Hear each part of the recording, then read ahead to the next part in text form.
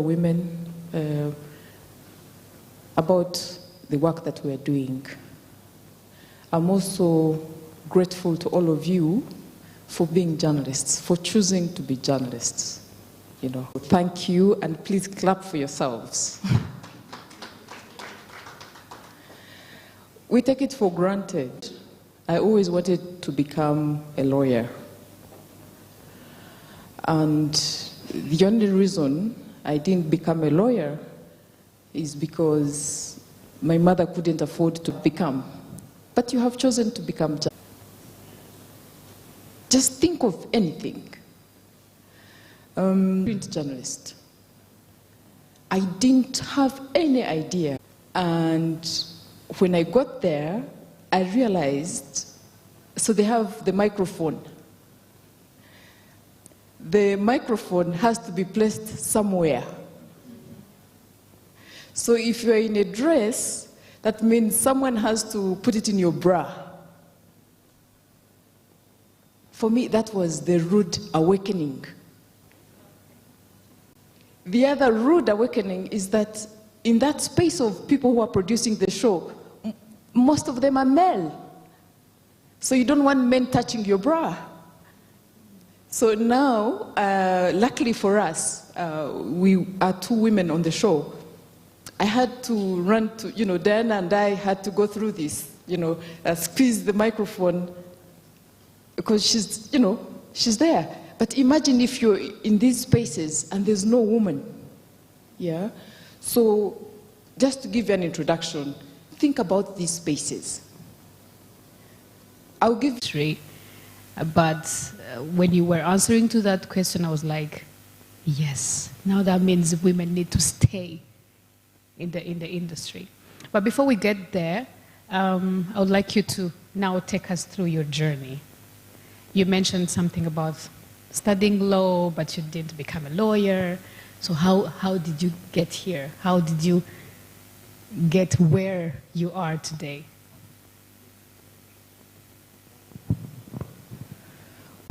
Weekend editions, would you be happy? I said, yeah, sure, that's the easiest way. But then, with time, and this is very few women get into business reporting.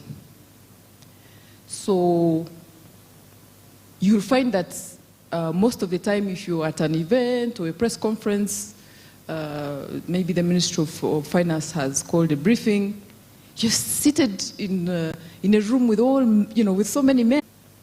Made it clear to me, business journalist, because that is a space, one, there's less competition, but also it is an important page. And since then, I have never looked back. All I had to do was to, one, understand that as journalists, we are not experts.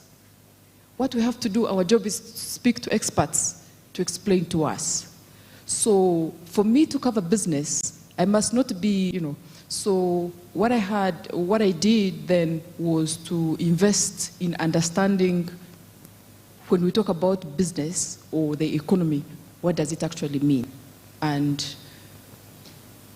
from there, you just speak to people who are actually in the business or who understand the economy. That is how I launched my career into business and economic reporting. But Berna, you mentioned something when you started speaking to us. You said to the ladies, you dreamt about becoming something, but you didn't, or maybe you started to become a journalist. You said there's a reason why you chose to become a journalist. So why did you choose to become a journalist as Berna? So along the way, after the first 2 or 3 years, 2 to 3 years of my time in the newsroom, I actually came to appreciate and understand that journalism is the only profession that gives you so much power even when you are a nobody. Because think about it. As a journalist, you can speak to a head of state and ask them very tough questions. Remember, a head of state has been elected. Everybody respects the head of state, you know. But by the mere fact that you, who ideally could be a nobody, you have been given the tag of being a journalist, you can actually pursue the head of state and hold them to account. That is one.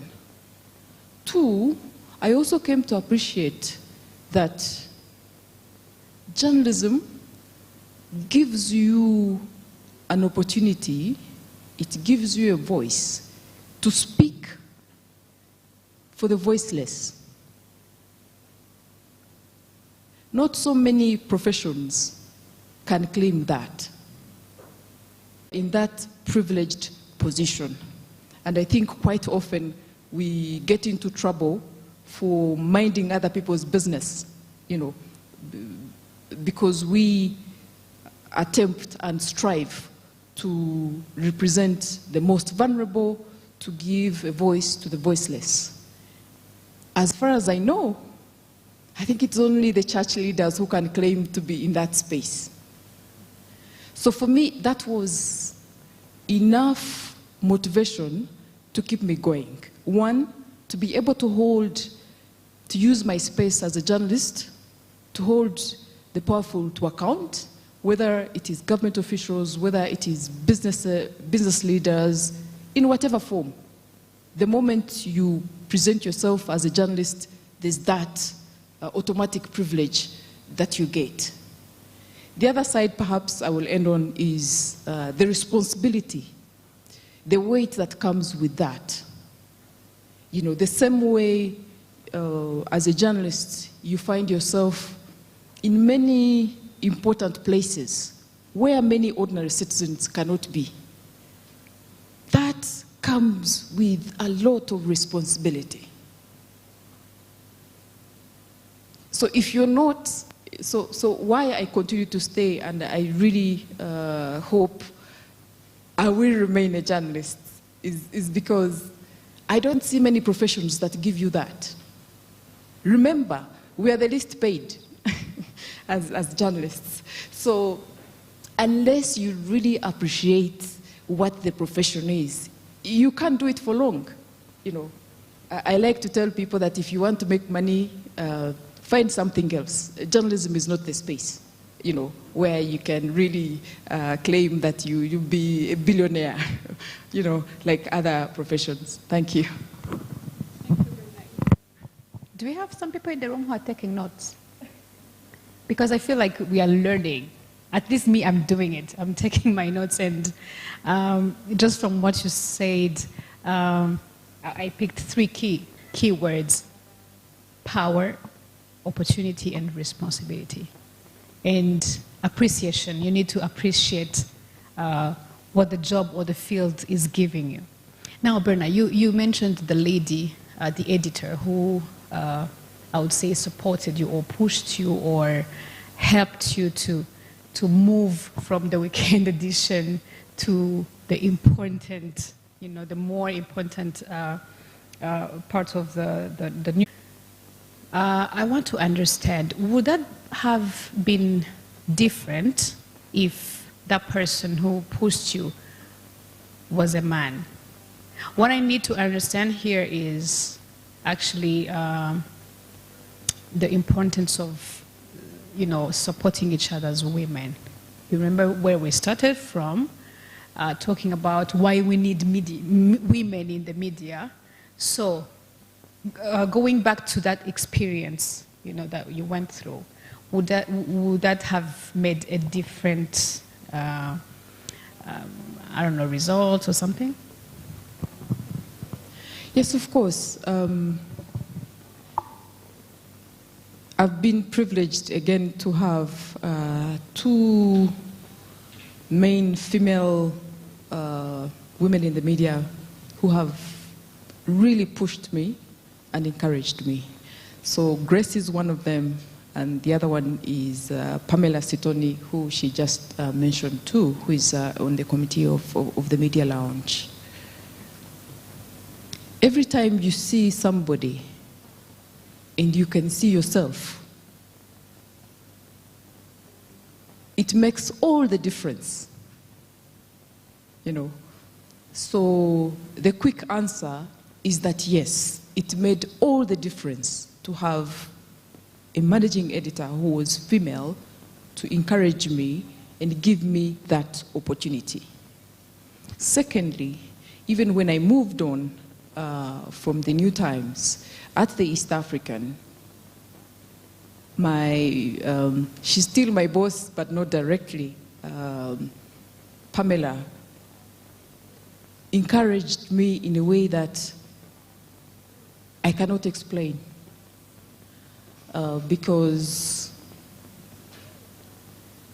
when you can see yourself, you know, through someone, then it becomes so easy to approach them with whatever challenge that you're facing. So for me at Nation Media Group, Pamela is that person. Up to today, she remains that person that every time you feel like quitting, you speak to and feel there's hope. Now, not to say that you don't have male figures that encourage you. We have many men that have a positive influence on women in newsrooms that actually actively try to push, you know, women to take up some opportunities. But the challenge there is that is always a very delicate balance, especially on the side of the men. Because when this man is trying to push and say, you can do it, there's always the risk that that could be misinterpreted to say, why is he always talking about her? Why is he always, you know, pushing her? So there's that delicate balance. But for the record, there are many men that are a positive influence, but their impact is not as huge because of that delicate balance. Now, Bernard, well, we said it's important to have women in this industry, and you have also touched on the importance of women supporting women in the industry. So now, are you happy with this current situation? Are you happy with the rate at which women are represented in the media, the rate at which women are joining the industry, how they are growing in the career, the positions they are occupying?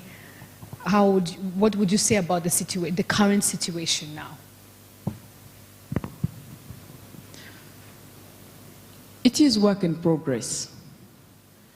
I was just speaking to her and saying before we started the session that I'm so grateful to the work that they are doing, you know, highlighting gender issues, whether it's sexual harassment, whether it's the pay gap, women in leadership. So it is currently work in progress because suddenly, at least we are seeing that some organizations have made it their business to bridge the gap. But we are far from where we want to be, again, because the system with which we have around us, not everyone is in support of this movement. We still have many that consider gender as a women's issue. Two, there are limitations in terms of what you can do as a person. I'll give you an example. As an editor, for instance, if you are appointed as an editor and female editor in a newsroom, even with all the goodwill that you have to make changes, you know, whether it's increase women's voices in stories, ensure that there are more women in the newsroom, there's always the elephant in the room, which is the environment and the structure with which you have to work with, you know. So in my case, even when I want to have as many women as possible, working with many women as possible at the East African or Nation Media Group, I still have to rely on what the group policy is, you know, in terms of gender. So it is work in progress. But I'm encouraged by the efforts that we're seeing by different organizations. Rwanda is a very special place because even before these issues were being raised by non-state actors, the government had already taken a deliberate position on the issue and really actively promoting female representation, not just within the political space, but making sure that there are policies that actually improve the well-being of women. You will bear with me, I pay attention on words. So you spoke about Pamela as a person you go to when you feel like quitting. Yeah, I captured that. I want you to share with us like key moments when you felt like you were about to quit. Or if it's not that, maybe you can take us through the challenges. Now, the key challenges that are particular or are specific for women that, you know, that they will face or they have to go through through their career in journalism. Maybe you could talk about something, you know, that some of us are going through right now. So you can also touch on how you handled yourself, how you overcame them, so that they learn, we all learn from you. The challenges are, they are immense. But it's again, like I said, work in progress. So I will just mention a few.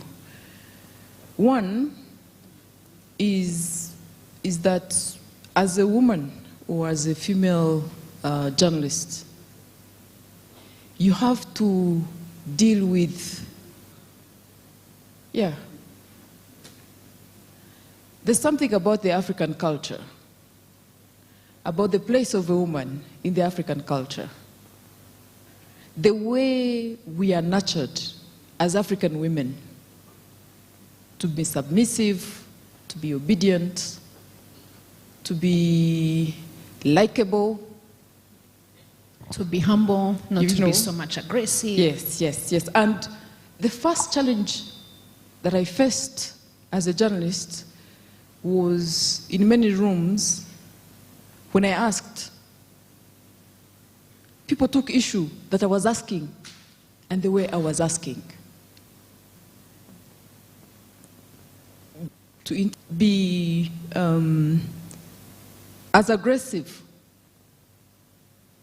So some of the initial comments which held me back was, and these reports would get back to my family members. Very few had, up to today actually, I have never had a direct confrontation about this. These reports and feedback were going, you know, I don't know how to translate that. I don't think there's an English word for gushanuka. You know, arashanuka, kubera cyuriya mukobwa arakara, kubera cyo barakaye, arimo kubaza ibibazo. The other one was uriya mukobwa aratinyuka akakureba mu maso akakubaza. You know, And so I was getting this feedback through my family members, through my friends. People were very close to me. Now, innocently, I think they thought they were giving me feedback to help me. Luckily for me, I had taken a stand that I was not going to change myself. If a question had to be asked, it had to be asked. Up to this day, if you give me a microphone at a press briefing, I will ask you, and I will not think twice that a woman is not supposed to ask in a certain way. I will not back down. So part of the challenge was that.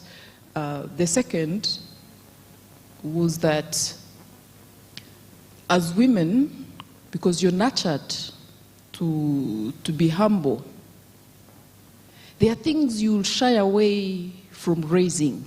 For instance, compensation, fair compensation. You're working so hard, but you feel talking about money requires extraordinary courage, you know. To be honest, up to today, I still can't negotiate, you know. I've made some progress, but I still can't talk about money or negotiate money as I feel, you know, in relation to the effort and the amount that I've put in. So part of the challenge is... Is that because you are a woman, or...? Yes, because of how we are raised. You know, until you identify that as a challenge that you have to take on, you know, and actively work on it, you realize that in most newsrooms, men or male reporters are paid more than female reporters. Or even when a promotion is made, you'll find that you're not given the same amount of money or even higher. You know, and you try to be polite, you try to be nice, so you'll not raise this. You know, you get a promotion and you're so grateful for the promotion, yet you have earned that promotion. So the challenge for me was to understand that whatever promotion I got in the newsroom, you know, was because of my effort. So I need to be comfortable discussing money and my compensation, you know, because it is based on performance. So there's that, and the final one is a general issue again around systems that are not just meant for women. Many times, you know, when I thought about at what point do I quit, was my inner voice saying, okay, now it's time to think about the other life, which is family life. And I kept asking myself, if I'm having these long days, you know, you're working maybe till midnight, how would I manage the family environment, the family space? Up to today, that is still work in progress for me. But imagine, men don't have to think about these things. If a man wants to marry, he will marry the next day and his life will continue, you know. But as a woman, you have to think, okay, now I'm getting married, children, how will I manage? Will I still have my promotion? You think about maternity leave, will I still, you know, there are so many things to think about. And these challenges are still there because the environment has not made it easy for us to make these decisions. There's standard, you know, and typically when you ask employers, they will say, there's maternity leave. It is beyond that. If your maternity leave is maybe 3 months, you might develop a complication and you need maybe a year off. What is going to happen to you? You know.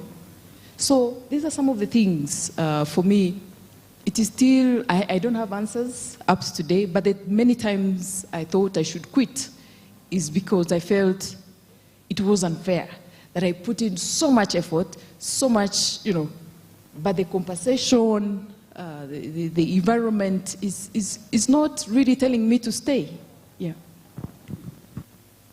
Lucky enough for the ladies in the room, you didn't quit. And now we have you here, helping us to understand, to relate to some things you had to go through. And when you talked about the salary thing, the negotiation thing, I saw some heads here shaking like, I've been there, or, that happened to me as well. So are you trying to teach us to be tough, number one, ask tough questions, don't shy away? Are you also trying to push us to negotiate our salaries because we deserve that? Do you want us to become more tough or something? Maybe tough is not the right word. Just to say, men don't think about these things the way we do. If it is money, the man has done his work, he wants to get paid. That's it. If he doesn't get paid, you'll have a fight. Yeah?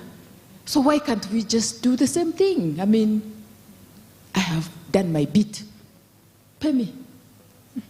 I don't have to be nice. It has nothing to be, politeness, or why does it come? Why should it always be the women who are requested to ask politely for this money and compensation? Why? Some people say, some bosses say, women don't know how to negotiate. Like, you don't speak up. It's like you look like as if you are satisfied, you're comfortable in your positions. It goes back to nurturing. It is not easy. When you've been when you've been raised in a home and all you've been told is to be humble. This is how we are raised. Every girl child is raised to be humble. I don't know whether that happens to men. It doesn't. It doesn't.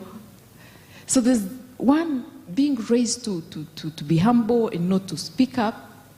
But I must say, I hope for the generation, our generation mothers, you begin to change these things.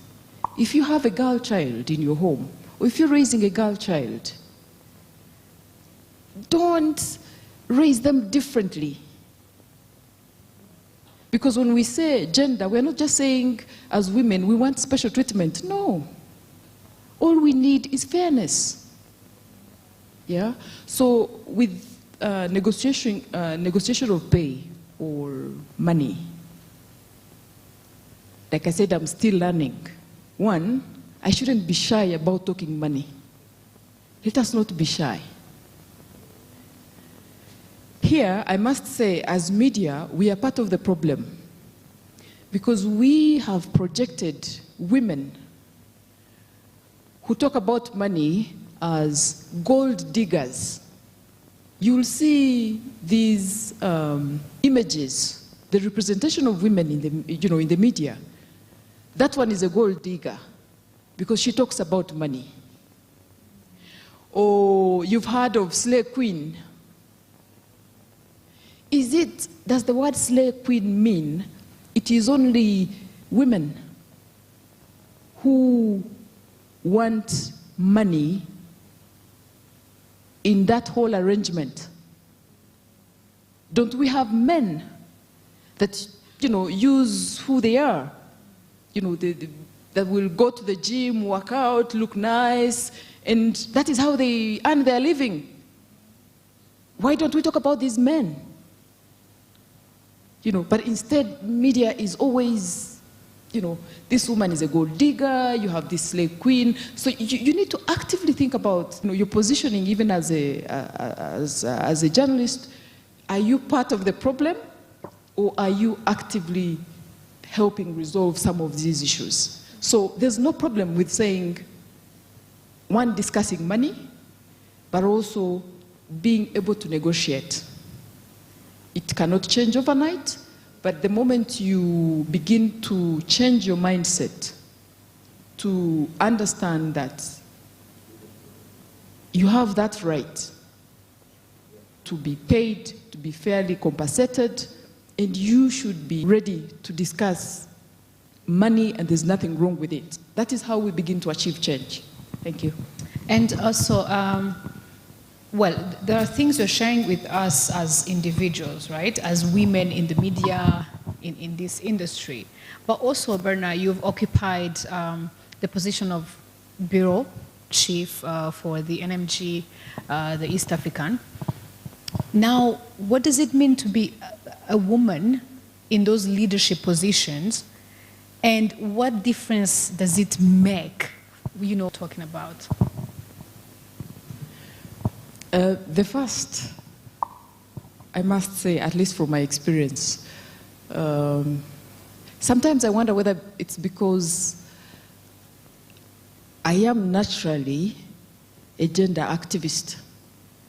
So you put me in that space, you can be sure I'll be actively looking at the gender gap. And I feel it is my responsibility to do something about it. Now, I have tried to, one, ensure that we have women in our newsroom. There's a challenge, for some reason I don't know.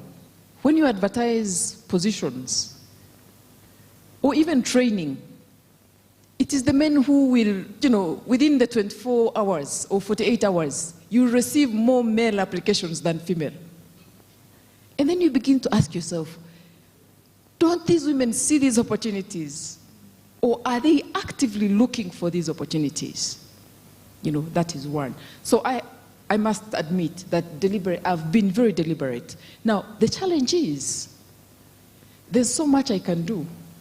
If I'm encouraging women to join me, I want them to have better terms. That is not up to me. It is up to senior management. So even when I feel I want as many women as, it's up to management. Why? Because then you look at the budget and you have a very complicated decision. I mean, anybody who has managed the budget, you know what it means. That is one. But I would say it makes a difference. Number two, when you have a woman in the newsroom who's the same inspiration that I've had from Pamela, from Grace, if you actively engage, you actually can help retain some of them. Because sometimes many of them are very young, so when they come, they are shocked. Sometimes people have a rosy picture of life in the newsroom. You know, they think it's just easy. Or if it's broadcast, they think you just show up with your makeup, you're on television. They don't know what happens behind the scenes. So it helps to have someone who you can go to and say, look, I need 3 days off because I'm having my period and it's very painful. Or I need a week off because my child is not well, or I need to find them a school. At least you will feel you won't have a lot of explaining to do, you know. And so what women, having women in leadership does is just that you don't have a lot of explaining to do. Imagine if I have to sit in front of a man and I'm explaining to them, I need 3 days off because my periods are heavy and very painful. It takes a lot of courage, you know, yeah. And that also feeds into retention. Many women quit because the conditions just become unbearable. I had this case of a member of my team who got pregnant. I never forget that picture. And she came to me. I had to meet her over the weekend because she said, I have something to tell you. I said, okay, can it wait? She said, no, I really need to speak to you. And I said, fine, so we'll meet Saturday. I just came into the office just to meet her. And she was crying, telling me that she is pregnant. And I looked at her and said, first of all, there are many people who are trying to get pregnant and they can't get pregnant. So you need to be thankful and grateful that you're pregnant. That is number one. Number two, we all know that a child is a blessing. Yeah? But that is the easy bit. Her biggest issue was that she felt she wouldn't be able to commit, you know, because she's pregnant and she's falling sick and the arrangement is not clear with her partner. So she felt she was in a state of shock, you know. And I just told her, please, don't worry. Yeah? Don't worry. You do what you have to do. Take care of yourself. And I'm glad that, you know, she had her baby and she managed to stay with us, you know, for some time until she really stabilized and actually moved on to another opportunity, you know. Yeah. So you need women to address some of these unique issues that fellow women face. If you're going to retain them, you really need that representation. Yeah, thank you very much, Berna. That's really powerful. So we've taken so much time, you know, trying to get all the juice out of Berna, because this is a session we've dubbed her story. So now, feel free to ask any question, share your story as well, as briefly as you can. I believe you have related with, you know, some of maybe the challenges or, you know, the inspiration from Berna Namata. So feel free, if there's any question, you can raise your hand. We see you. We pass the microphone to you. You introduce yourself. You ask your question or you submit your contribution. And, you know, we keep the conversation going. And feel free to ask in any language. Yes, there's someone in the front, yeah.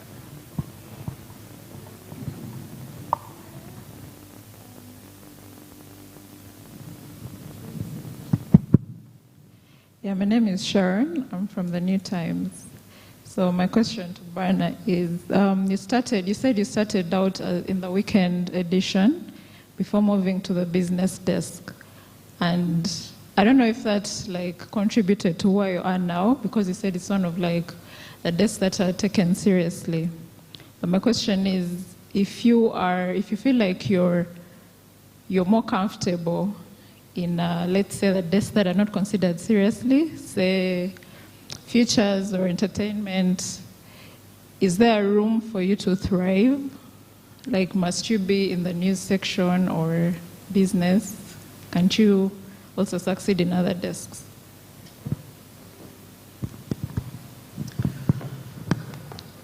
I wish it was that easy. Remember, the objective here is we are trying to bridge the gap. Number two, you are in an environment that is actively fighting you. So for me, honestly, the strategy is in that space.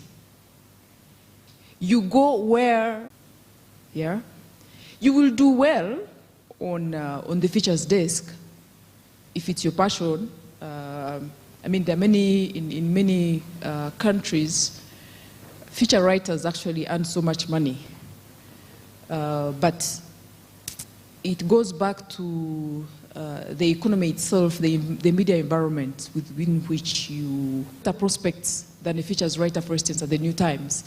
Not because of the skills or anything, but because the New York Times has better resources to facilitate you as a features writer. So I would want to encourage you, because even within feature writing, not everything is easy. Yeah? You just have to be mindful. Are you doing things that anybody else can do? Is it easy to find a replacement for you? Because for me, the guiding principle up to this day, I don't want to do what is easy. Because there are many people, if you do what, it may not easy in the sense that it is maybe not as important, or just think about how difficult it is to replace you. So if you can position yourself in whatever field and make it, make it difficult to be replaced, that's fine. You don't have to have a business, or just think about what keeps you competitive. Because let's be honest, how many business writers do we have? How many political writers do we have? So I don't want to say it's not that those sections are not as important, but my personal decision was to position myself where there's less competition. Usually that means you work extra hard. Extra hard. I don't know how to explain it to you. I have found myself reading a lot of boring reports. Boring reports. I can't explain it to you. It is torturous. Yeah?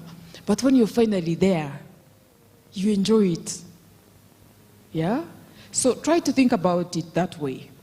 And also, I must mention that as women, when you go to newsrooms and say, let me see who's on what desk, if you find there are more women on that desk, just go away. Because you're part of the problem, in my view. Eh? Try to be on those desks where there are no women. Yeah? Even if it's your passion, or maybe you are good at that. If you have the privilege of doing things just for the sake of passion and you can afford it, it's fine. I didn't have that privilege, You know how many millionaires or entrepreneurs say it is very easy to make money, because they already have the money, yeah? They will tell you it is. So I can't speak to that. For me, my positioning was always, let me try, work so hard to do where I feel no one can easily say, take her, no.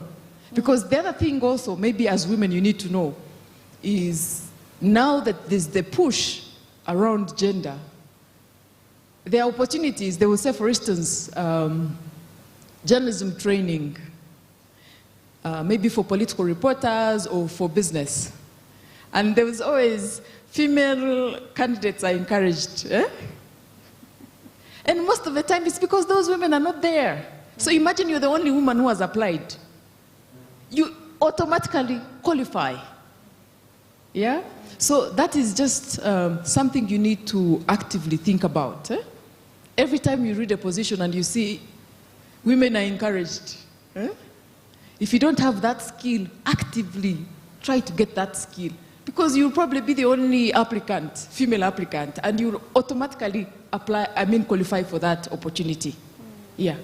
I think maybe Sharon, for me, what I'm learning from Berna is all about trying to think, beyond your comfort zone, yeah? Trying to break some barriers, challenge, breaking the comfort zone stuff. Yeah. So I think you need to balance your passion and stuff, but you also need to think beyond.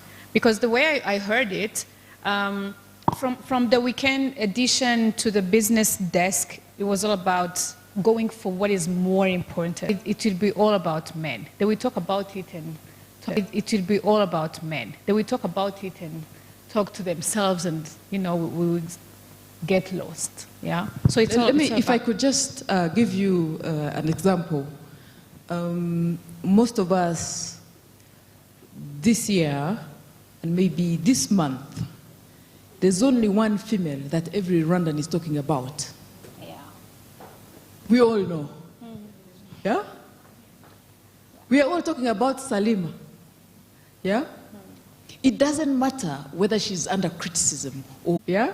So think about it in the different fields. Because immediately, you know, the moment you're there in that space, you just shoot for the sky. It doesn't matter who is trying to pull you down, you just keep going. Yeah? So think about it that way. And it's not show off, ladies. It's not show off. It's a challenge. It's yeah, it's about, you know, being tough. You don't like being tough, but it's do we have another question? And I'm so glad you passed at the New Times. Yeah. As I think we all know that Barna is not just a big name in Rwanda, but the whole East Africa, because she's a country director for the regional newspaper, which is the East African. So, as you know, in this time, we have hypocrite. Times they just appoint you to have a nice presentation when they're going maybe in meetings. They're like, at the New Times we have 10 female editors, but really when you go at the workplace, you don't have a word. No one invites you to meetings, or they don't consider you. Even reporters themselves don't even send you their stories. I'm not talking about the New Times, I'm just saying generally in the workplace. So for you to rise through all that, the hypocrisy and all that, and a good sign of hypocritical policies is that women will be raised but not too high. Like, you'll be an editor, but you can't be an MD.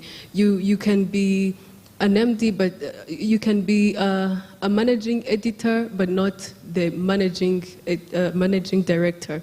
So for you to go that high, despite the hypocrisy and everything, sexual harassment at the workplace, sources who think you're just hoeing around, or she sleeps with that source, that's why they talk to her all the time, or she's pretty, things like that. So how did you manage to get where you are? And the second question is that I have noticed that amongst us is some journalists who have been doing it for many years. Some of them even have big positions at the institutions that they're working from. So considering the story you told us of the women who pushed you, what can we and the big people here do for young journalists to encourage them and basically make it easier for them than it was for us? Thank you. We need keystones to step on, you know, on that journey from just a freelancer to an MD. What's your name again? Glory, yeah? Glory. So Glory wants to become an MD, managing director. So what does she need to know or take into consideration? One thing I would say is sometimes as women, we limit ourselves because of these so many stories, bad stories or bad experiences that we have had. So part of rising above the challenge is just to completely ignore the noise. There's so much noise. You will have many people who will criticize you, who will say you don't deserve to be in that space, you don't deserve the promotion, you're overrated. But what's wrong with that? You know, so one issue that you have to do, especially in the newsroom, even in personal life, if you're going to try and break these barriers, is to ignore the noise. There's so much noise. There is so much noise. I don't know how to explain it to you. And so what the noise does to you, when you pay attention to it, it's negative energy. Because you begin to wonder, if maybe 100 women have not made it, how will I make it? Yeah? These are all things that men don't think about. today you promote a man, he's actively thinking, how do I get to the next level? Whether he is competent or not, he's not even thinking about it. He's simply saying, okay, I'm earning more money now, how do I earn more money? Can we have the same mindset? Because the thing is, you have to really try and focus on what is within your control. Yeah? And prioritize. What is within my control is, one, my upskilling. If you've given me a challenge, I will try as much as I can, spend a lot of time ensuring that I rise to that challenge. I don't want questions of, nubundi se ko bamuhaye akazi bibigeze, you know. No. I'll focus on the work, getting the work done, and the results will speak for themselves. So whenever you have your noise, and at least the few sober heads will try to look at where is the evidence. And in life, results just speak for themselves. Yeah? The other issue is that, Gloria, the hypocrisy around is real. Yeah? It's an institutional level. We have many governments around the world that talk about gender, do nothing about it. This is something as Rwandans we take for granted, because Rwanda is, the Rwandan government has actually taken gender very seriously. They live up to it, you know. So the hypocrisy will be there. So even when the government of Rwanda, which does very well on gender, you still have the bad apples, yeah? But it is not your job to deal with the bad apples, yeah? So don't focus on things that are outside your control. If the New Times has given you an opportunity, spend more time thinking about, one, how best can I deliver? Two, how do I rise up? Yeah? Those are things that are within your control.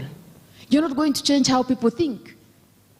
You know, as human beings, we are a product of many years of the homes we are brought up in. Okay? So, ntabwo byoroshye ngo uzahura n'umuntu umuhindure imyumvire ye. Yeah? Ariko ibyo ushoboye gukora ku giti cyawe, that's enough. You know, you want people to come to you, and these things eventually happen. I'm sure you've heard of some maybe fields where they say, uriya muntu wenyine niwo wagufasha. Yeah? You want to position yourself, you know, like that. In terms of motivation, the best motivation that anybody can get from us as women, as female, you know, where you have opportunity to lead, or even if you're not yet a leader, it is being able to fulfill your position or do your work to the best of your potential. Because whenever someone looks at you, when a girl child looks at you, they actually think it is possible. They start to believe that it is possible, that they can do it. Yeah? But if this girl child is growing up in a home where the place of a woman is only in the kitchen, how do you think she will begin thinking of being something else beyond the kitchen? Or if she's been brought up in a home where every time the mother has to speak, she has to ndasabijambo, how will she be able to reclaim her space? Yeah? So the best way to motivate women, young people around us, is for them to see for themselves how we live our lives. Yeah? I don't have any special skill as a person. I don't come from any, you know, well-connected. I'm nothing like that. I'm just an ordinary Rwandan, an ordinary person, yeah? So I just like to tell people that if I can do it, I don't see why you can't do it. You know, this is not, I don't have any special skill that I'm not royalty. You see, the difference is with royalty, you're born into this whole system. You know, if you are a Prince Charles, for instance, he's now king, if I can give an example. If you're King Charles, when you're born, your options in life are very limited, yeah? King Charles actually never wanted to become, you know, but his destiny was already determined, yeah? So for us who are ordinary people, yeah, if you're not royalty, in every sense of the word, just go out there. Just fight, just go out there. You know, don't feel restrained. On a final note, it doesn't mean things will work out. Things fail many times, you will fail. Completely. As my mother would say, completely and also. Things fail many times, you try and... But you keep going. That is what life is. Everybody fails at some point. Yeah? It is simply saying, I will not allow this, you know, challenge or hiccup to determine my life. You know, because the reason I'm saying this is that sometimes, as journalists, you are under a lot of scrutiny. Even when you're just beginning, really our audiences don't give you the privilege of saying, you've just joined, you know, you're still trying to learn in the professional, yeah? If they put you're broadcasting, they will immediately say,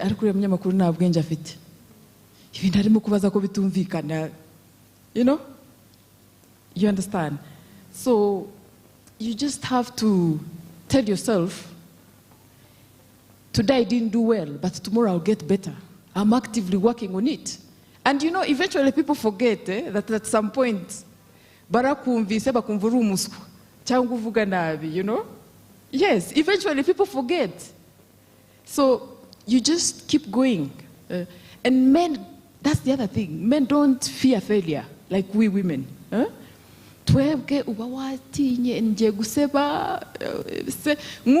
give you an example. Like now, there are many who might have questions. I have say, you know,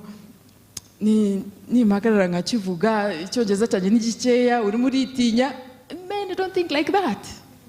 If there was, they would just stand up and say whatever, you know. So, as women, as you know, as journalists, you have to actively know that if you fail today, you'll try and do better tomorrow. That's it. If you meet someone 10 days later who's trying to take you back, I don't know when, just tell them, please, I'm going ahead. If you're going to remind me of a mistake of 10 years, that is you, that is your world. Yeah, thank you. Thank you so much, Berna. Maybe for the interest of time, we will take 2 more questions. In Kinyarwanda, feel free. Even in Kiswahili, you speak Swahili, right? But how? You are the East African. Or maybe we are expecting a lot more from you, yeah? So feel free to ask in any language. Okay. As long as you introduce yourself. My name is Esther from TV10. Ndashaka kubaza big challenge utajya wibagirwa. Ikintu gikomeye wahuye nacyo, wahuye na byinshi nkuko natwe duhura nabyo, ariko ikintu gikomeye ujye kubita hagati mukavuga uti hahandi wageze ukavuga wongeye kubivamo. Ariko nambwire n'ikindi kintu cyatumye uvuga ngo reka nkomeze ngende nubwo iki kibaye, nubwo wenda nsebya n'igihe wamugana inkuru yanga cyangwa ukabona ushobora no kujya kuri televiziyo, wenda nk'abakora kuri televiziyo ukabona bakutuvuza ikijambo kite. Rero ubu ngubu social media yaraje bijya bibaho ugasanga ibintu babikwireje ahantu hose, utwa video ukaba kugenda ugasanga nayo ni challenge. Tubwire rero nk'akantu kakubayeho gakomeye kakagukoraho ku buryo ukibuka kurusha ibindi byose, noneho tubwire icyatumye ubyuka ukavuga ngo reka nkomeze sindekere. Murakoze cyane kugira ngo tubitwarire rimwe. You want me? Oh, yeah. So, I forgot the name, sorry. Oh, someone is translating? Okay. Good. Any other question?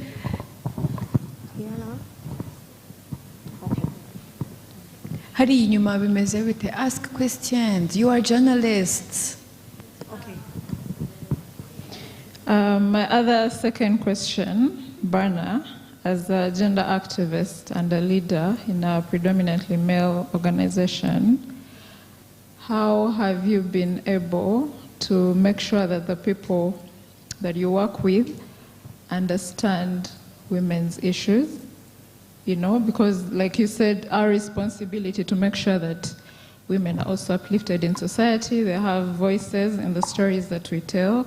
Because in my understanding, I don't think men understand issues like we women do. So how have you been able to make them understand that's also their responsibility as men, even though they're biased? Because we've had stories of, oh, she was promoted, I don't think she deserves that position. It's just because they're pushing women to be in this, you know, to have that balance, but I don't think she's, I think that women are being left out just because of this, you know, push. How do you make sure that they understand that's also their responsibility to make sure that women are uplifted in society? Thank you. Can you please share one lesson, one thing you have learned from Berna? Maybe after she answers the two questions, feel free to share what have you learned from her. What is your takeaway? Because I have mine, I took notes. What is your takeaway? Now, this time, share with us what you have learned from her, yeah? After she answers. Nakoze reka nanjye ngira akantu kamwe mbaza nitwa Edith Nibakwe ndi umunyamakuru tubona abagore benshi mu itangazamakuru barigeramo bagaprefera kujya gukora ibintu biri soft. Ese ibi ngibi bizagira iyihe ngaruka kuri generation izaza, kumva ko ukora ibiganiro biri soft udashobora gukora ibintu biri hard, bishobora kuzatera iyihe ngaruka ejo hazaza? Murakoze, nitwa Diane. Ngiye ikibazo dushaka kubaza, kare watangiye ikiganiro uvuga ngo twishimire ko turi abanyamakuru, ariko ubu okay, ni byiza kuko nibyo dukunda, nibyo twize, turanabishaka, ariko ubu hari abantu bize itangazamakuru bibaza ati iyo nza kuba narize finance, iyo nza kuba narize agriculture, hari aho mbageze, hari akazi mba mfite. Mbere nubwo ntari umukuru cyane, ariko mbere y'umuntu yajyaga mu itangazamakuru akiga itangazamakuru afite voice nziza, azi kwandika neza, yabaga ari guaranteed yuko ari bubona akazi. Ariko ubu ugira ijwi ryiza bakanabikubwira benshi cyane, abayobozi b'itangazamakuru, abanyamakuru mukorana, ariko ntibaguha akazi bavuga ati you know what, we are now hiring right now, just leave the contact, we call you back. Never called. Uzi kwandika inkuru nziza pe, wenda ntabwo navuga uri perfect kuko nyine uracyari ukeneye experience, urakiga, ariko none ujye kudepoza ahantu henshi bakakubwira ati shani ndabona ufite ahazaza heza, ariko you know uzagaruka ikindi gihe, apana kano kanya. So ndibaza wowe, ndashaka umbwire noneho iyo uza kuba uri muri iyi generation, maybe before it was not there, I don't know, ariko iyo uza kuba muri iyo generation imeze gutyo, ugenda mu by'ukuri warakoze byose, ukiga iryo tangazamakuru, urabishoboye, urabikunze, you know, ariko nyine ukimwa iyo space. Kandi kugira ngo ube umunyamakuru no kuba wabaye umunyamakuru nyine. Umuntu wize journalism wicaye Kirehe ari gukora agriculture, she or he is not a journalist. Uba journalist kuko nyine wabashije kwandika iyo nkuru, kuvuga icyo kintu n'ibintu nk'ibyo. So wewe wari kubigenza uti wenda natwe duhereho tunyura mu ntambwe zawe. So what I take from you, actually have something in a common, because I try to fight men. Okay, I'm not fighting them for real, I'm just like, you can do it, I can do it. So I really appreciate that we have something in common. The mindset, yeah? Okay, sorry, let's allow Bernard to answer the questions, because, yeah, then we do the other round afterwards. Sorry, Bernard, maybe I need to translate a few questions that were asked in Kinyarwanda for our online audience. So there's a question about the key challenge that you faced that you will never forget about, and how you handled it? You know, that challenge that made you feel like quitting, and why didn't you quit? Another question is about, there is a tendency that women journalists will go into social affairs. How is that going to affect the next generation of journalists, or, you know, the future of journalism in general? And then, if, you know, looking at the current situation of the industry, what would you have done different, you know, to be able to penetrate in that space, to be able to get opportunities? Because it seems like, you know, there are some barriers, you know, some, I don't know, MDs or bosses will just appreciate your skills, but maybe there are hindrances on their side as well that, you know, do not allow them, you know, to give you opportunities to practice.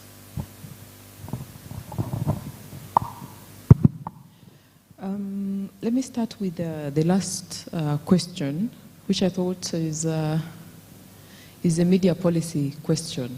In terms of if you're producing professional content and you're being challenged by people who are producing content but don't have the qualifications as you have, or even the experience or the talent, I don't have an answer for that. I'm sorry, I don't have an answer for that. We are still we are grappling with that as an industry. N'ikindi ikibazo cy'umurimo wa journalism,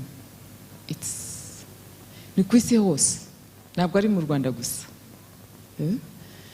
The reason I say that is we've been challenged as professional journalists because of the new platforms, what you could call democratization of content production. For a very long time, as journalists, we thought we are the only ones who can produce content. And that is what we were even told at school. Yeah? But the internet today has really challenged us. There are those that are not journalists that produce content that is not good or useful, but there are those that are not journalists that produce relevant and influential content.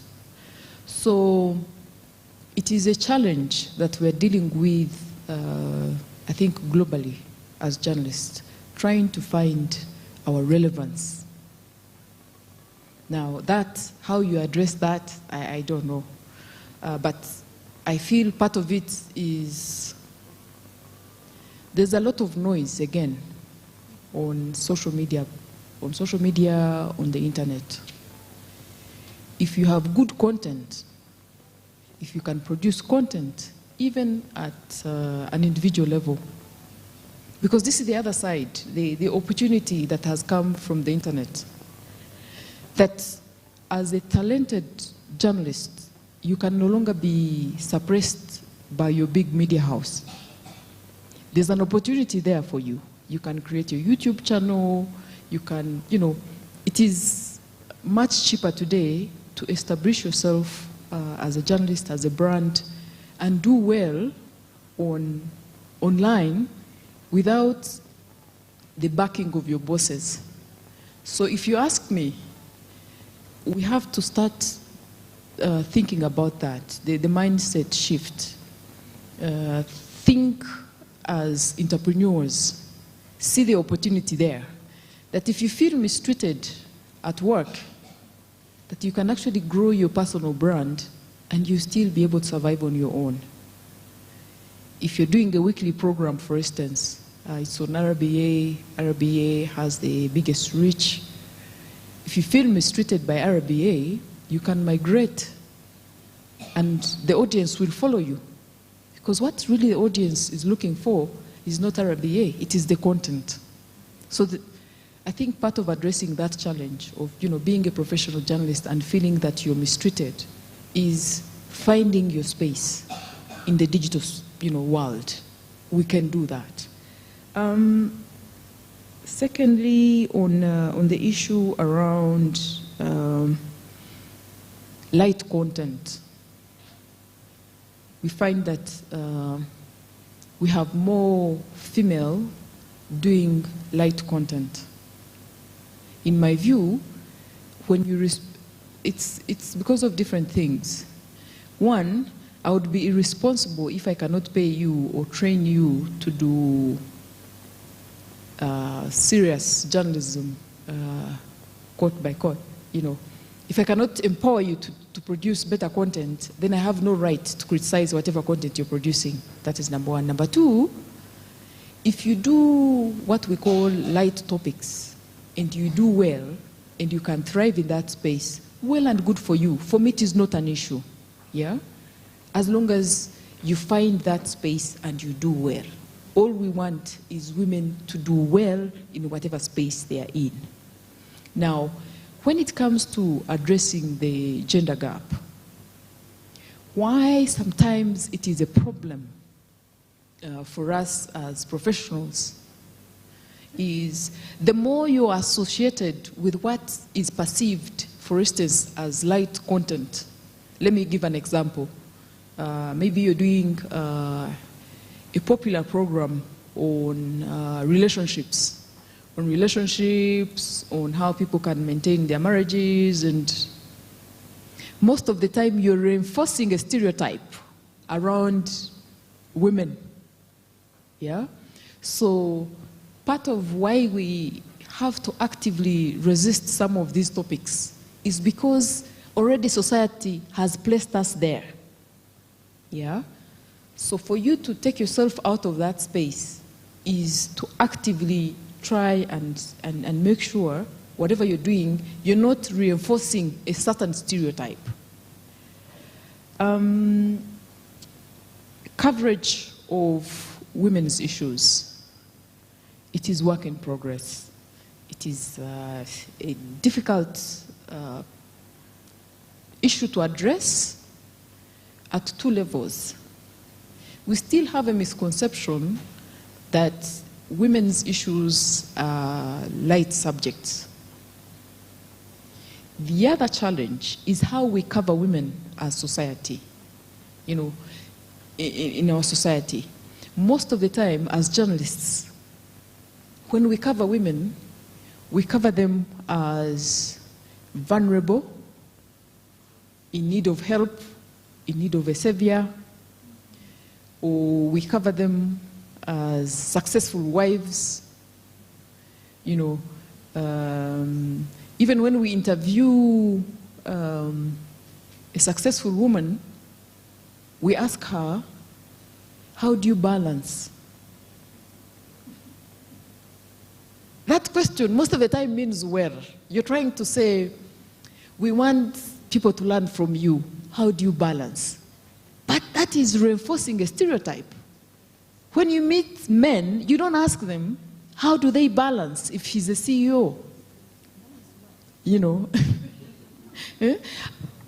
So if you're not asking a male CEO how he balances, because in fact, when you think about it, if you ask a male CEO, how do you balance, or a male, how do you balance family life and work? You're challenging them to actually think about things they don't do. There, you're helping to address the stereotype. Yeah? So, in my experience, I tried to say, let's try and have female sources in whatever stories that we do. And reporters will come back to me and say, the women have refused to talk to us. They've refused to talk to us, which is also an issue. Now, that is a whole different campaign. Because like in Rwanda, where you have women in many powerful, influential positions, for me, I think it's a tragedy that their voices are missing in media. it is a tragedy. And I think Solange has done a study on this.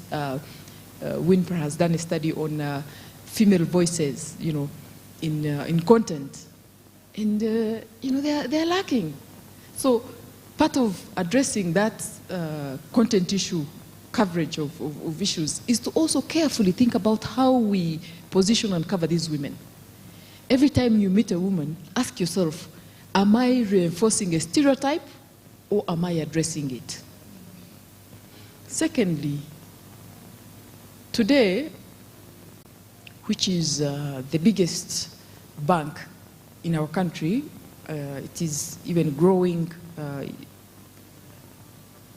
Today they reported, I think their net income has gone up. I'm forgetting the numbers. I don't want to mess up and give a wrong figure. But if you look at all the ratios, Bank of Kigali is doing very well. Yeah? But you'll be very surprised. No one is asking who is behind these numbers at Bank of Kigali. Bank of Kigali, have you looked at the management of Bank of Kigali? Have you seen the women there? Yeah? Yes, at the top. We have several women, if I'm not mistaken, in senior management, I think there are about 4. So when you say women cannot do well, what do you mean? When they are running the most profitable bank? Yeah? Do we have these voices? As media, do we put perspective to this? To say, we are not only good maybe in the kitchen, we can also actually run a bank successfully. Yeah? So when it comes to coverage of women's issues, as an editor, you have that opportunity to consciously do your best. Because it's not easy, again, you're working in an environment, if the reporters tell you we can't find, or someone has refused to speak, there's nothing you can do about it. Mm-hmm. But in life, you only do your bit.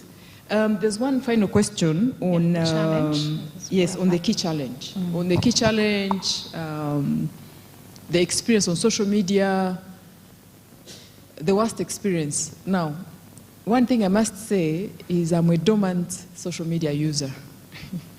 Up to this day, I am on social media because my job requires that I follow what's happening on social media. But I'm not one of those that is very active. And as we are seeing the shifts in newsrooms, in fact today, Nation Media Group, my employer, announced reorganization, which is restructuring. So I hope I will still have my job because the changes that are happening is largely because of the digital space. There's a push for us to be on social media. Personally, I have refused that space. The East African has its Twitter handle, that is sufficient. If I can help give the East African content, that's fine. That is just a personal choice. On the other hand, you can position yourself on social media and have so much influence.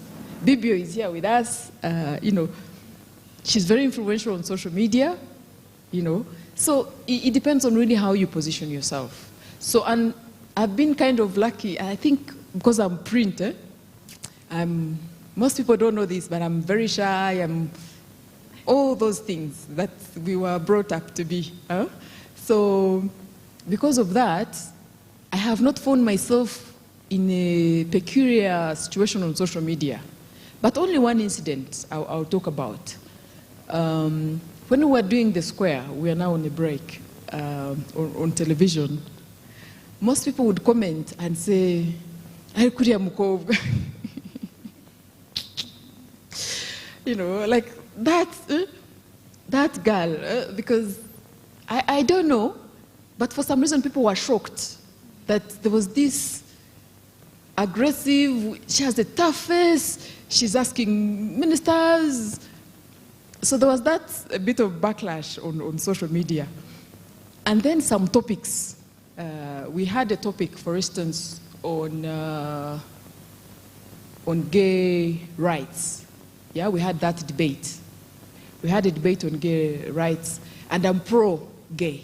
So you can imagine in our community, being a woman and married at that time, and you're actively promoting for gay rights. So there was a bit of backlash on social media. I remember one of there was this user who sent a tweet and said, some of these, this woman, she must be Nancy Pelosi's granddaughter. I don't know if some of you are familiar with Nancy Pelosi. She's just, I think she's retiring now. She's in the US. She's been the speaker. But anyway, for me, like I said, ignore the noise. Just focus. If it is something you believe in, you're doing your work, that is where it stops. I'm not going to engage you if you're trying to divert me. Yeah? And maybe also, because social media harassment and online harassment for women is really a big problem. Eh? You see them doctoring images of women, you know, some reporters. Part of actively addressing that is just don't engage in people who you don't know. For me, I don't see why I should engage with someone just for the sake of it because they've been critical. Yeah? Again, remember, we are socialized to be liked. You don't have to like me. I'm only doing my job. If I'm saying something that makes you hate me, well and good. Yeah? My job there is to present facts, is to be professional. If I have been professional in my space, you don't have to like me. I don't have to, you know. So some of these things, reject them and treat them with the disrespect that they deserve. One key challenge that I had when I first started working with Nation Media Group was the shift of editorial policies. So the New Times has its editorial policy and Nation Media Group has its own editorial policy. Now, the editorial policy at Nation Media Group, because we are an independent, publicly listed company, how we do our journalism is completely different from many others. So the biggest issue I had on the Rwandan market was I was always that person who was asking questions people thought shouldn't be asked. So it was that every time you're at a briefing, bababwiye amakuru, uko bimeze, press buttons, a statement, then for you, you're looking for the other side. Yeah? So you ask a question, and so, some officials are like, like, they begin to challenge who you are as a person. You know? So, but for me, that was never an issue as such. Because one, I was very clear. I report to, it is important also that you know who you report to. Yeah? I was given a job by Nation Media Group. So I'm held to account within Nation Media Group structures. If Nation Media Group feels that I am not following the editorial policy or I'm not performing, they will take action. So for someone else to have a perception or an opinion how I'm doing my work, it is not really up to them. So that challenge, how you overcome it, is simply to just do your job to the best of your ability. Thank you. Thank you so much. Unfortunately, time is not on our side.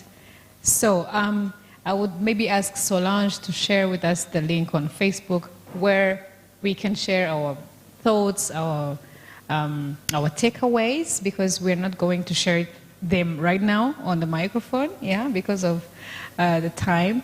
Unless, Berna, you have a final word, like a final message that you want to give us as we wrap up this session. Just to again thank you. I'm deeply grateful for this opportunity to share my experience. At a personal level, I'm not there yet. So You're trying to be humble. I'm not there yet. There are many things I still want to do in journalism. I am still learning. Learning doesn't stop.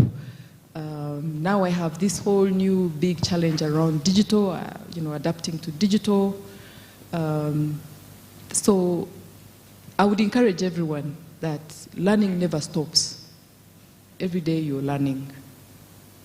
2, where you have an opportunity, try as much as you can to help others. Try as much as you can. Try to help others. Try to check on on each other as journalists, as female journalists. Share experience, because that helps us, especially with retention. Where someone is thinking about quitting, if they can speak to someone and they tell them, please don't, because if you leave, automatically that is a man taking over. That will change how someone will think about it, It is not easy, but we are also not easy. And we don't always get it right, yeah? But nobody gets it right all the time. So if I don't get it right today, it is okay. I'll try to get it right tomorrow, yeah? So don't feel that where you have a mistake or, no. We can always get better. The final one is on professional.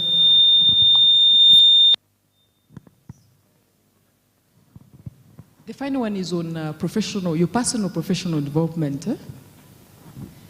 Please pay attention to it. Personal professional development. If you see an opportunity, go for it. Don't wait. Actively look for these opportunities. Don't sit in a newsroom and wait to be promoted. Be proactive and say, I can do ABCD. Did you know I can upload? Did you know I can do this? Could you please, think about, I can do more work. Don't sit, because the world is so unfair. People don't care, Yeah. So I encourage you to really be proactive around your professional development, see the opportunities, try to tap. If they don't pick you today, maybe they'll pick you tomorrow. Don't give up. As women, we fear no. When someone says no, you feel like no, the world has not ended. There are many other people getting no's, Yeah. So try to just try. That's the best you can do. Yeah. Thank you.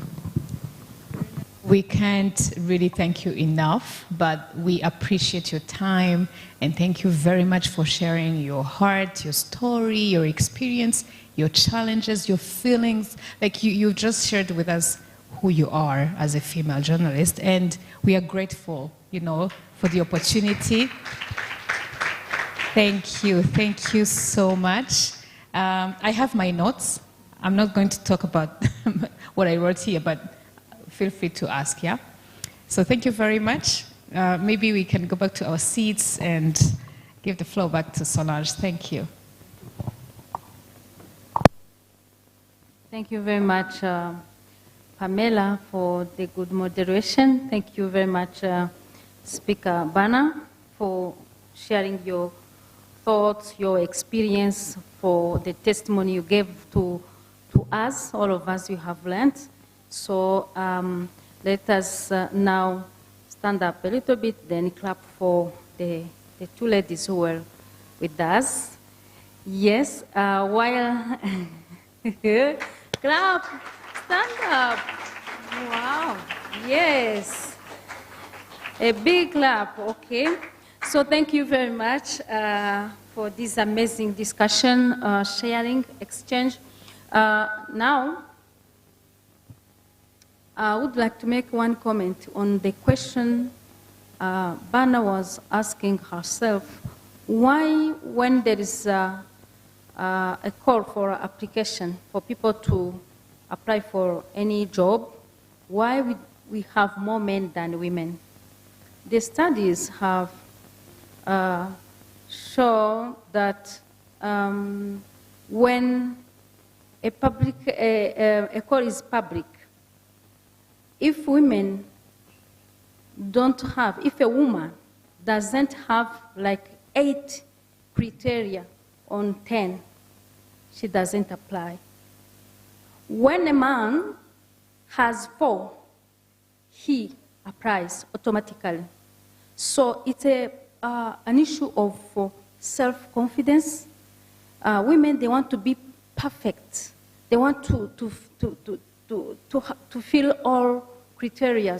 While men, there's a word in French, it explains well what I want to say. Insolence. They throw themselves, even if they don't have all criteria. But women, they assess, I have only 5.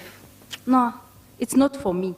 This is something you have to change, because you can try and realize that others who have applied, they don't have even more experience than you. Then you have the chance to pass. So this is what I want to emphasize while inviting Susan Makore, the WIN Advisory Director, so that she can also make some comments. We are waiting for Jean Bosco Rushingabigwi from RGB. He met a jam somewhere in Sherando, but he's nearby, so that he can close for us. So over to you, Susan. You're welcome.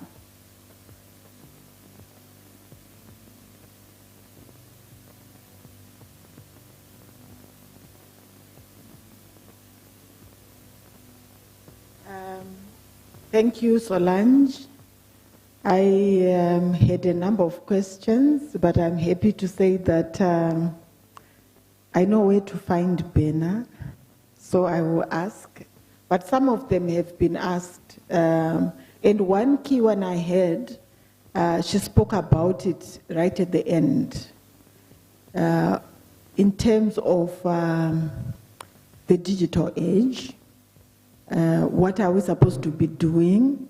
And I liked the fact that even at her level, she also has to consider the future and get on the wagon of digital. So I think that's really a major one, that you really have to embrace change, because change is the only constant that we have. I think for me, I just wanted to comment on what really resonated with me. You know, the power that we have as media workers, and obviously that includes us as women journalists. That power is something we can use, and we use it. When you sit somewhere interviewing a very powerful, either politician, a president, you mentioned the king, you can even interview kings, and you can interview powerful executives, like the executives from the bank you were talking about. That's a lot of power. Perhaps I would then urge us to then use that same power we have to also fight for our rights, to fight for what we require. I think Glory spoke passionately about you know, some of the things that happen within organizations, where perhaps you are seeing a scenario where you are not getting what you expect, issues of gender pay gap. I think we've all been following you know, the research online, which tells us that this particular organization, there's such a percentage in terms of gender pay gap. So I think we also need to use that power that we have to push these issues out in the open and get accountability.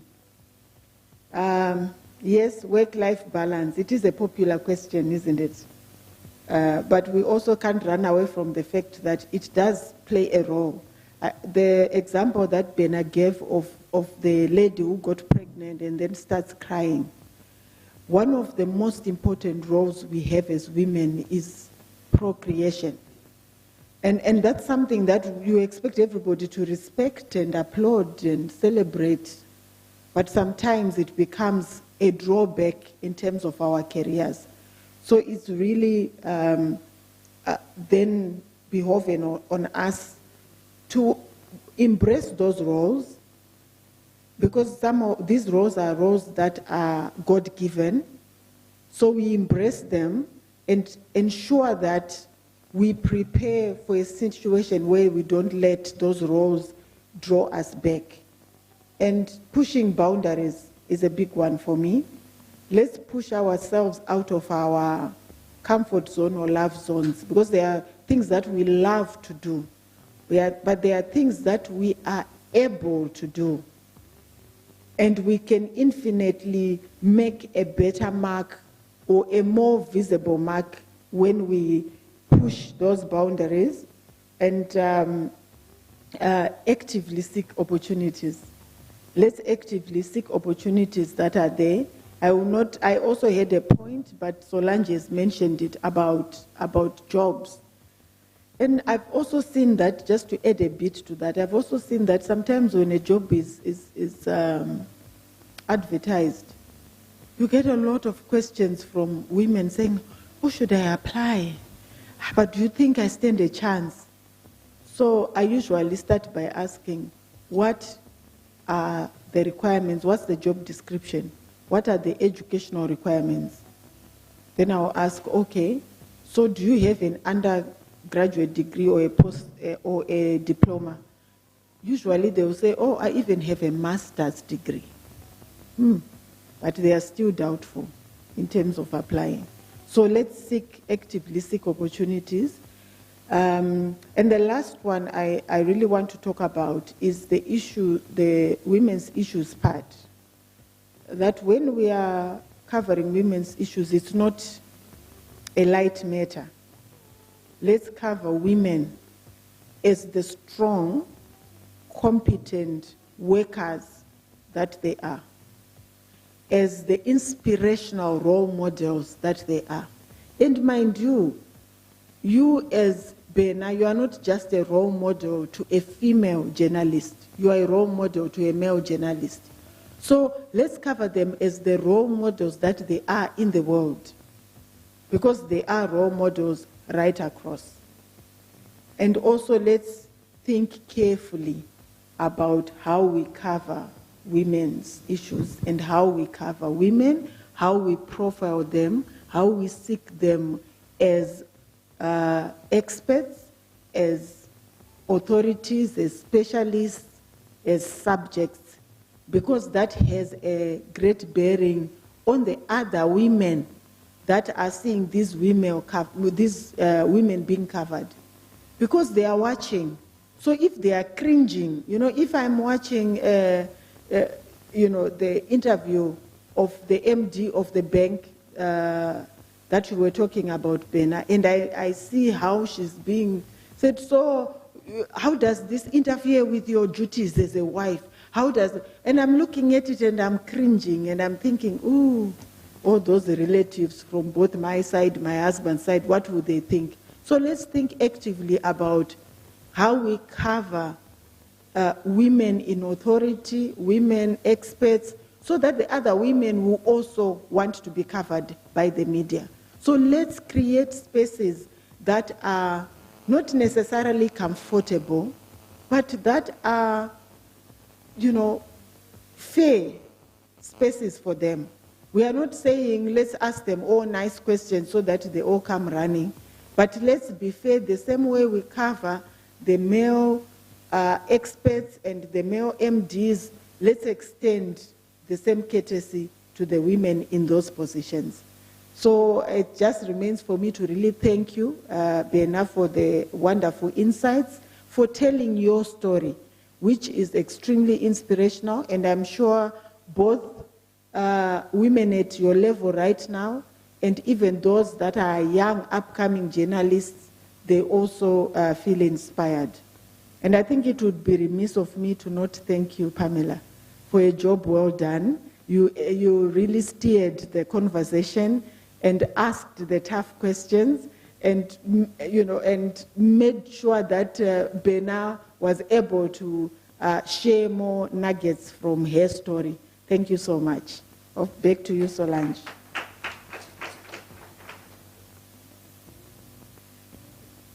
Thank you very much, Susan, for your comments on this topic and also on this media launch. I would like to welcome BBO from RFM, and as well, I was informed that Bosco is yes, already here, so that she makes a short comment, then we receive, we welcome Bosco to close our meeting. But before, BBO will have to speak on something we're discussing before you came. Thank you so much, Solange. First of all, I would like to thank Banana Mata and Pamela. This was a success.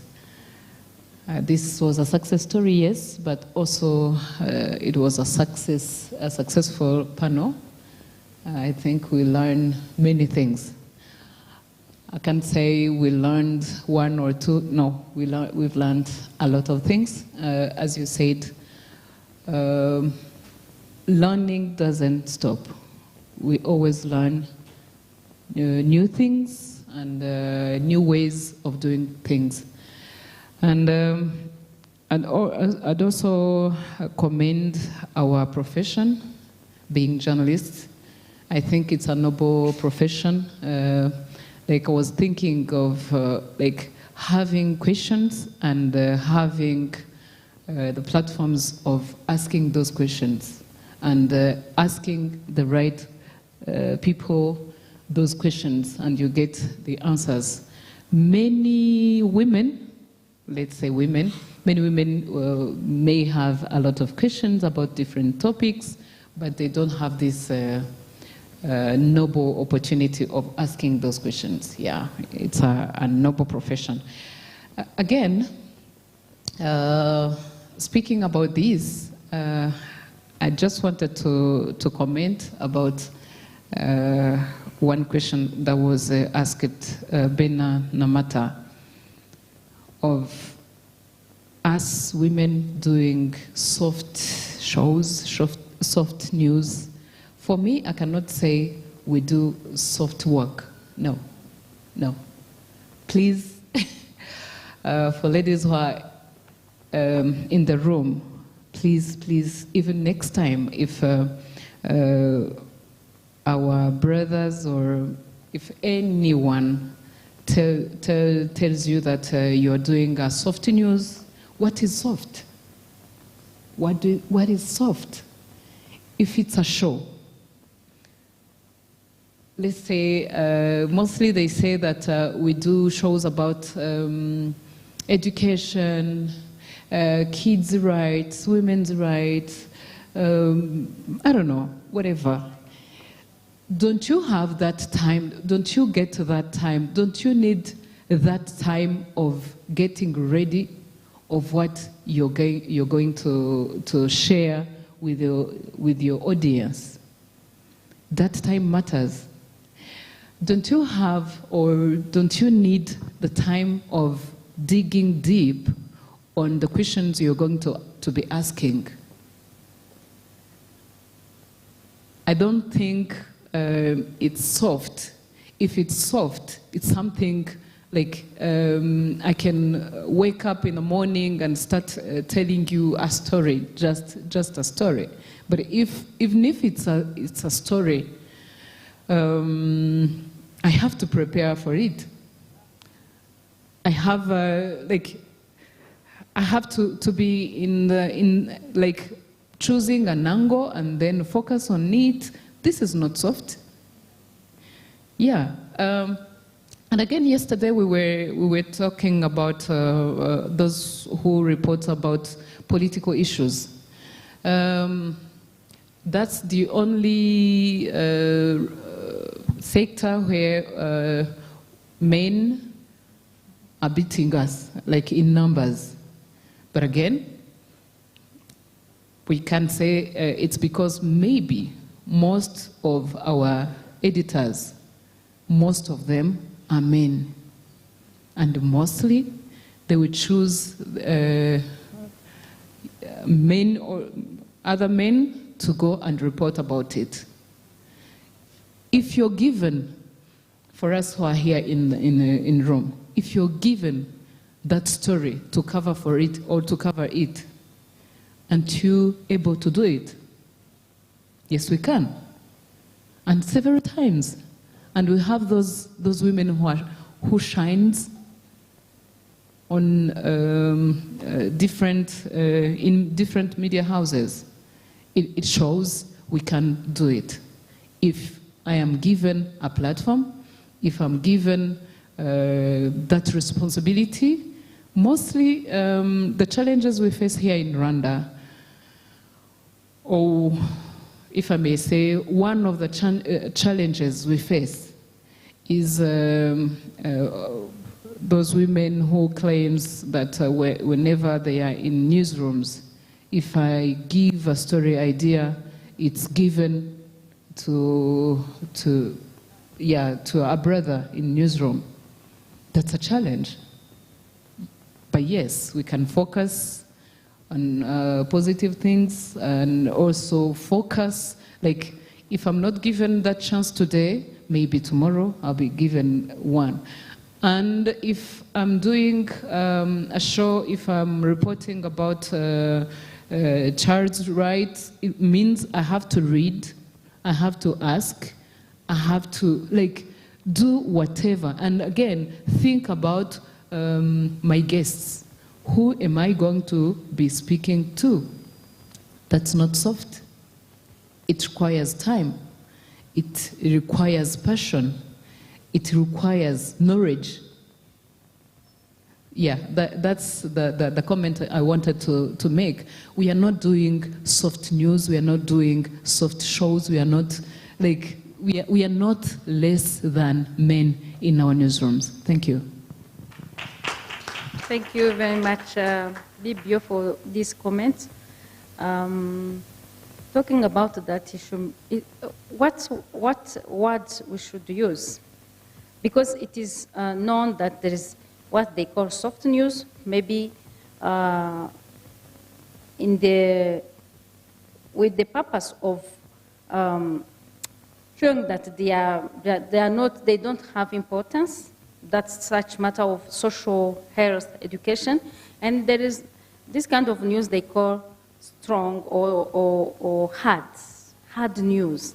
So, what we can use? Do we use yes, Vanna? Who chooses a story to be hard, soft, or I don't know? No, it's. It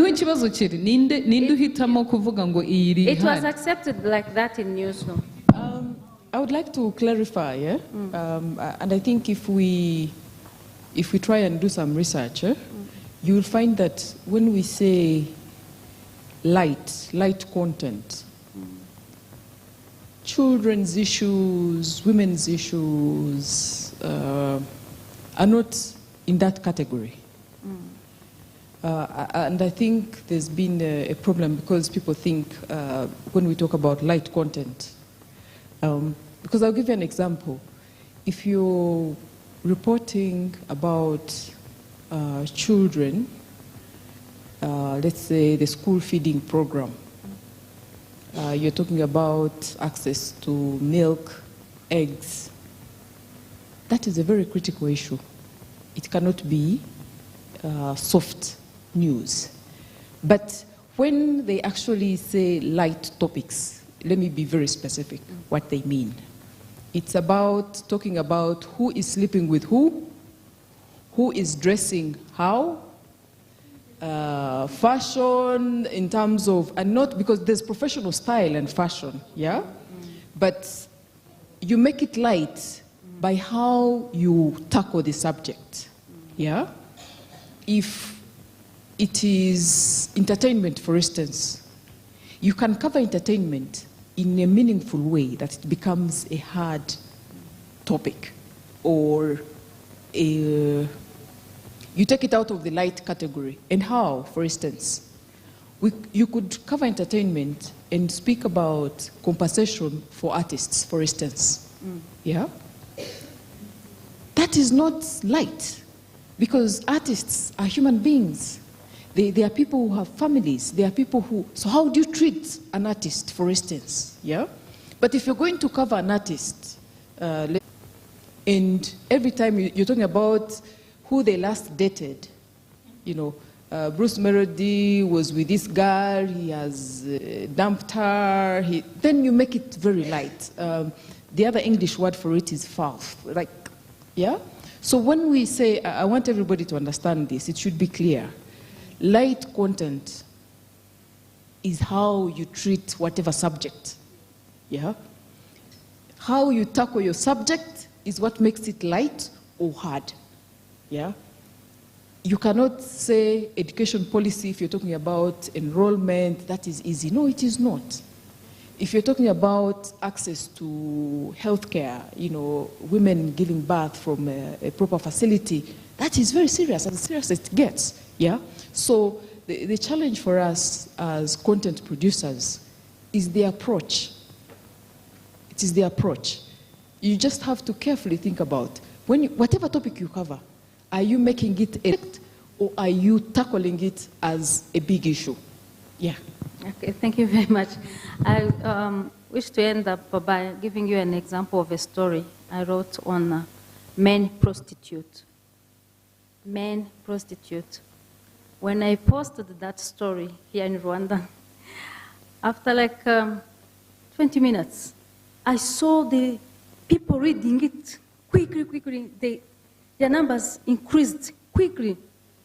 Then I was asking myself, why people they like this story? And it was like this kind of we call of soft story. But I wanted to show that when people start to point female prostitutes, they have to know also there are men prostitutes in Rwanda. Prostitution is not accepted in our law, but why we have to criminalize women while men they are doing prostitution freely? So people liked that story, and my husband called me. Is it really a story of your level? I said, why not? I showed in, it was my news, I showed in administrator of the website. I showed him, look how people are reading that story. We were in a lockdown. I think we were in a lockdown. But it's a story I have investigated where those men are, how they are called abafubuzi, how they are in those houses where you cannot know. And I talked to men and women, even motor drivers, who brought those men in those houses to meet.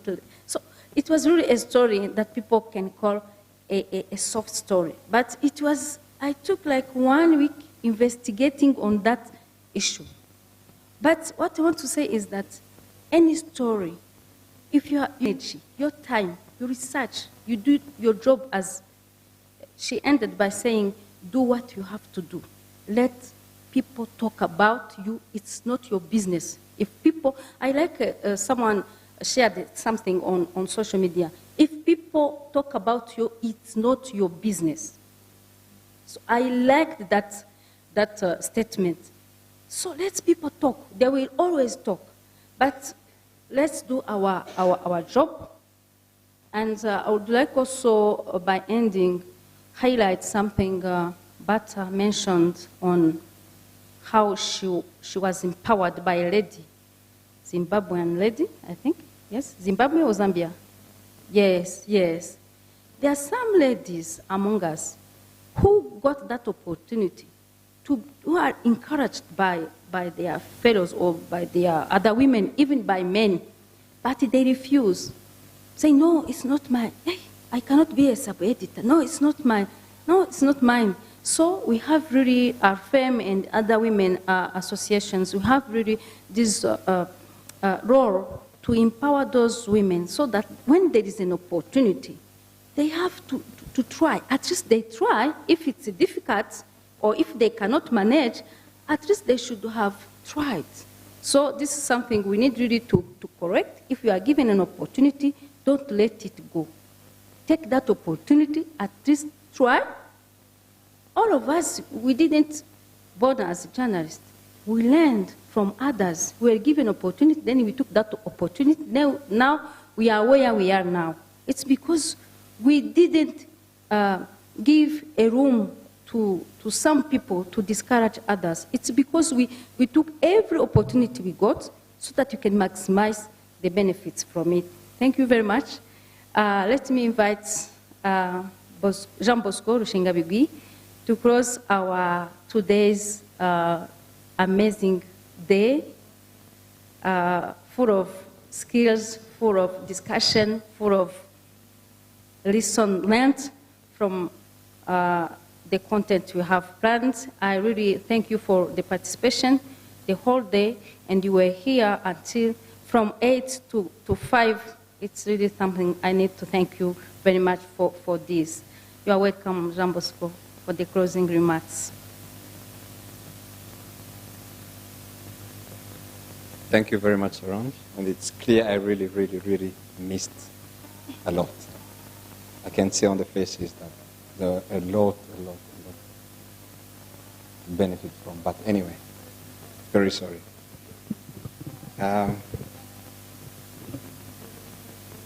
Ladies and gentlemen, all protocols observed. I will start by saying thank you so much for the invitation, even though I didn't have the chance to be with you throughout, but I'm sure I'll have a feedback because we regularly meet and discuss, and I'm sure that I will have feedback. But before the event, I had the opportunity to discuss with Solange, with Women in News delegation, so I have an idea of what you discussed about. I would like to start by transmitting greetings from the CEO. Should have loved to be with you, but she's up country. We've been disseminating the CRC, the Citizen Report Card, which is really time demanding, and she's almost up country Monday to Friday, so she couldn't come. So that's why she delegated me, and it's an honor for me to be with you.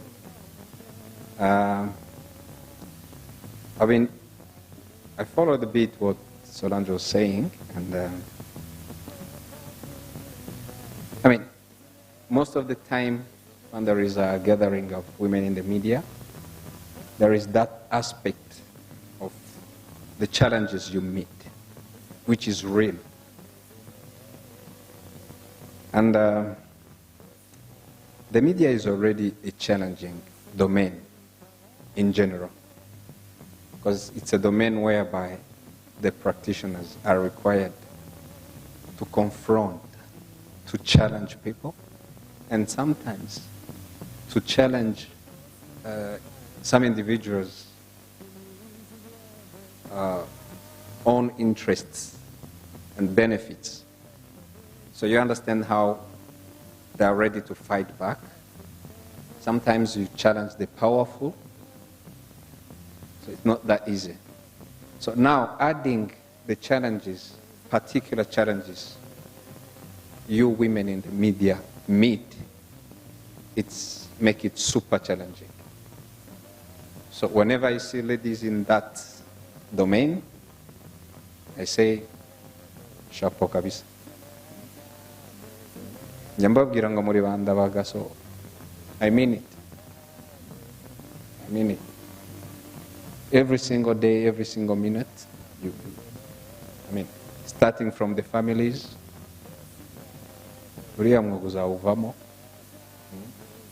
babita inshinzi, bashize ibisoni, ubwo mvize ibyoroheye.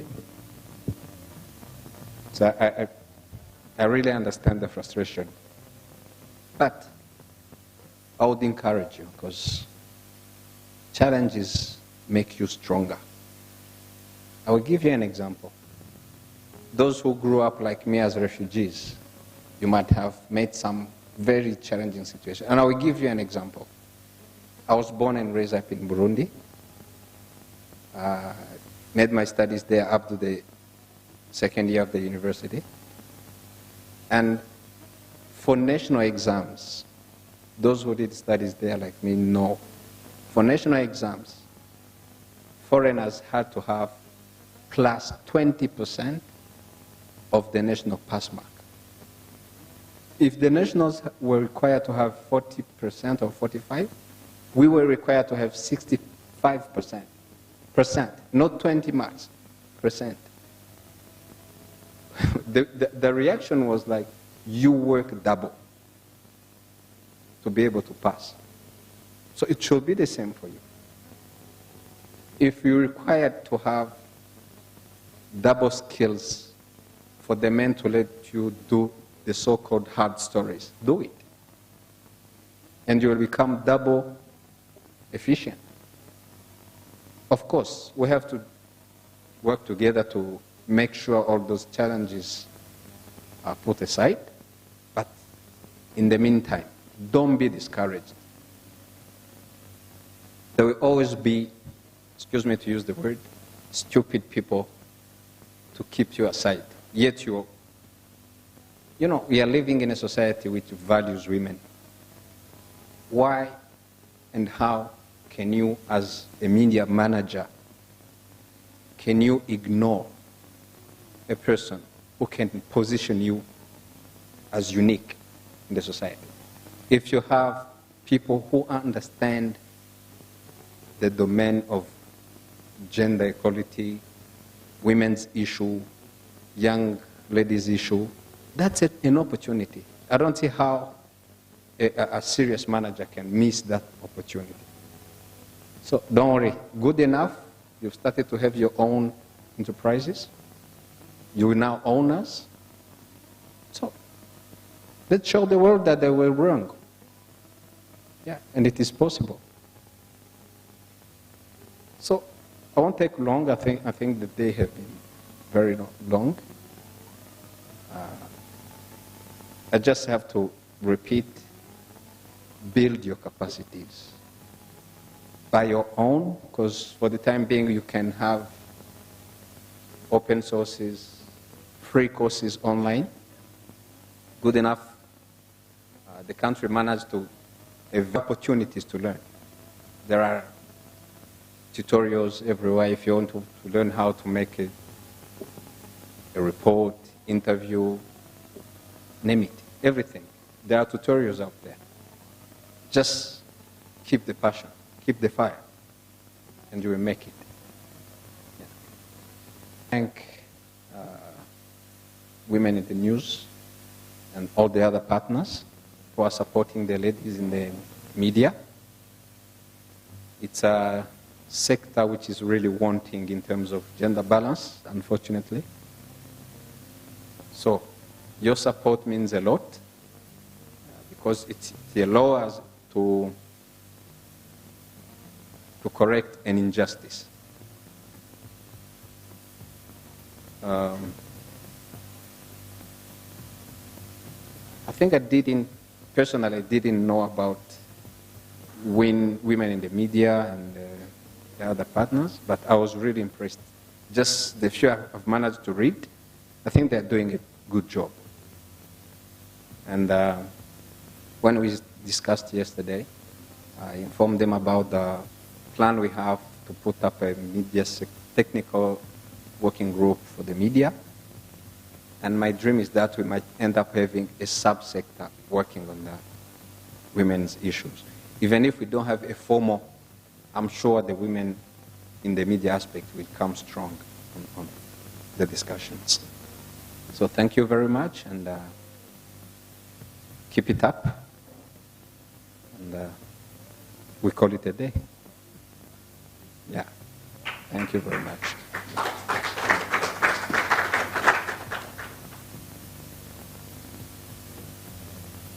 So thank you very much, Jean Bosco, for these closing remarks.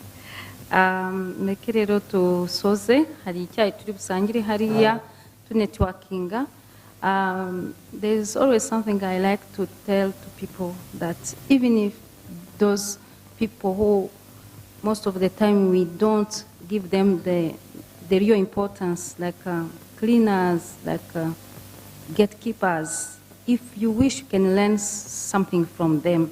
So don't lose this opportunity of networking while taking our tea, coffee. Make friends. Take at least a number of a new person you met here, because somewhere we need that person. So this is a good opportunity to network, then to share, to exchange our cards, so that in the future I can collaborate more. So ibindi bijyanye na logistics, Denise ari hariya arabafasha kubijyanye na transport. Thank you very much, kandi mwakoze cyane.